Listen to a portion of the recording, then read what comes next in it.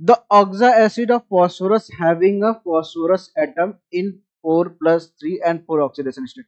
देखिए इसमें आपको क्या करना है, बताना है कि कौन सी ऐसी फॉस्फोरस स्पीशीज होगी, ये जो कंपाउंड दिया है जिसमें एक फॉस्फोरस के जो ऑक्सीडेशन स्टेट निकल के आ रहे हैं +4 निकल के आ रहे हैं, +3 निकल के आ रहे हैं, +4 निकल के आ रहे हैं।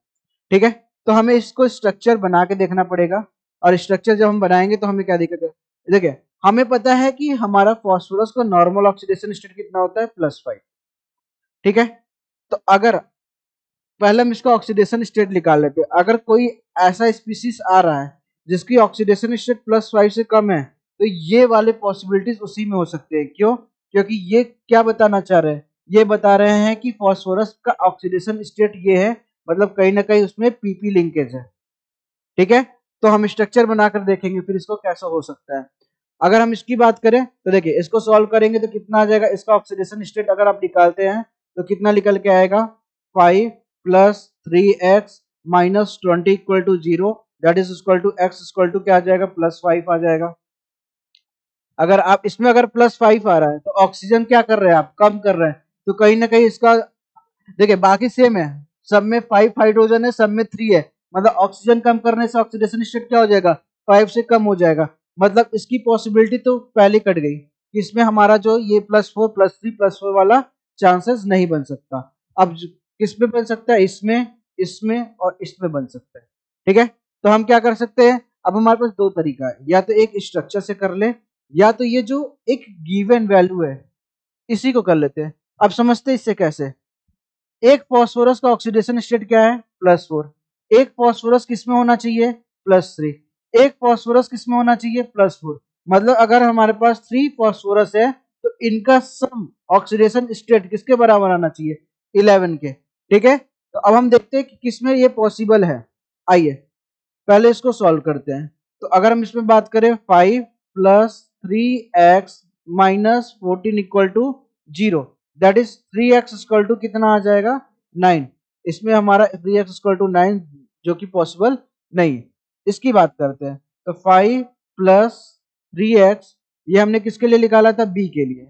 अब हम c के लिए निकाल रहे हैं, तो 5 + 3x माइनस कितना हो जाएगा, 16 इक्वल टू कितना आ जाएगा, 0, that is equal to 3x - 11 equal to 0, that is 3x equal to 11। अब देखिए यहाँ से 3x इक्वल टू 11, x किसको बताया गया है, फॉस्फोरस को, तो इसको भी आप बोल सकते हैं कि 3x इक्वल टू 11 यहाँ से भी आ रहा है, मतलब हमारा आंसर क्या हो जाएगा, ये हो जाएगा। ठीक है, ये तो हो गया जो हमें पूछा था, ऑक्सीडेशन स्टेट दिया था उससे मैंने निकाल लिया। अब हम चेक करते हैं कि सच में ये हमारा सही है या ये जो हमने ट्रिक अप्लाई किया है वो गड़बड़ है। तो उसके लिए देखते हैं, स्ट्रक्चर बनाते हैं। हमारे पास क्या है, फॉस्फोरस। ठीक है, अब इनकी ऑक्सीडेशन स्टेट 5 से कम है, मतलब एक फॉस्फोरस की जो नॉर्मल ऑक्सीडेशन स्टेट होती है उससे कम है, इसका मतलब इसमें कहीं ना कहीं पीपी लिंकेज है। तो पीपी लिंकेज हम बना देते हैं। अब एक डबल बॉन्ड ऑक्सीजन के साथ जुड़ा होता है, ठीक, हमारे 3 ऑक्सीजन यूटिलाइज हो गए। अब हम क्या करते हैं, एक OH, एक फॉस्फोरस मैक्सिमम 5 बॉन्ड बना सकता है, तो हमने 5 बॉन्ड बना दिए। यहाँ पे देखिए 4 ही बॉन्ड है, और ऑक्सीजन क्या हमारे पास बचा है क्या, 2, और यहाँ पे 3 5 to 7, एक ऑक्सीजन अभी बचा हुआ और एक हाइड्रोजन भी बचा हुआ। अब हमने इसको यहाँ पे अप्लाई कर दिया। अब हम ऑक्सीडेशन स्टेट निकालने की कोशिश करें। देखिए इनके बीच में कोई इलेक्ट्रोनेगेटिव डिफरेंस होती नहीं, तो इस बॉन्ड को ब्रेक करने से इस पे भी 0 चार्ज आएगा और इस पे भी 0 चार्ज आएगा। इस बॉन्ड को ब्रेक करने से इस पे -1 आएगा, इस पे +1 आएगा। इस बॉन्ड को ब्रेक करने से -1 +1, और इस बॉन्ड को ब्रेक करने से -2 +2 आएगा। तो +1 +1 +2 टोटल कितने हो गए, +4।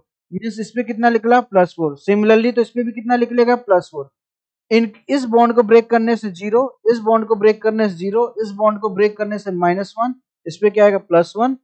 इस बॉन्ड को ब्रेक करने से इस पे -2, इस पे क्या आएगा, +2। तो -1, सॉरी +2 और +1 कितने हो गए, 3। तो मतलब इस वाले फॉस्फोरस पे हमारे कितने निकल रहे हैं, +3 ऑक्सीडेशन स्टेट। तो मतलब हमारा कौन सा सही हो गया, सी हमारा क्या हो गया, सही हो गया। ओके।